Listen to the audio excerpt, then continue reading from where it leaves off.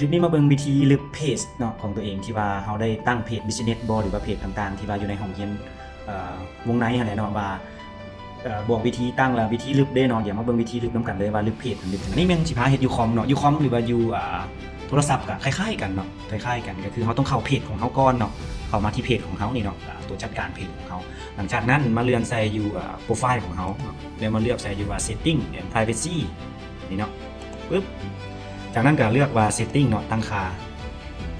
โอเคแล้วบัดนั้นก็เลื่อนลงหน่อยนึงเนาะอยู่เบื้องซ้ายมือ setting and privacy นี้เลื่อนลงมาหลังจากนั้นมาเจอว่า access and control เนาะ access and control ปึ๊บ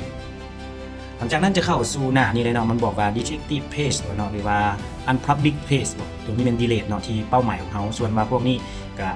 ไปเบิ่งดีเทลตื่มเนาะว่าในการอันนี้มันคำศัพท์มันก็แปลง่ายๆนึงเนาะตัวนี้แต่ว่าขอโฟกัสตัวนี้เวลามันจะบ่พอเนาะก็คือลึกเพจเนาะลึกเพจเลือกโอเคจากนั้นก็ continue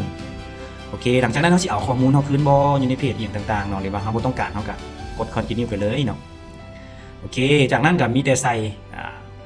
พาสเวิร์ดของเพจทั้งเข้าไปเนาะโอเคเฮาใส่พาสเวิร์ดเข้าไปเนาะเพื่อคอนเฟิร์มว่าเฮาสิลึกเพจตัวนี้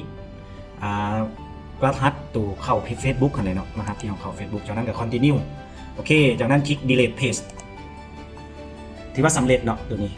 ง่ายๆที่ว่าเป็นการลึกเพจเรียบร้อยแล้วเนาะก็มีแต่ไปลองเฮ็ดลองเบิ่งเอาเนาะเพราะว่าพาไปสร้างบ่พา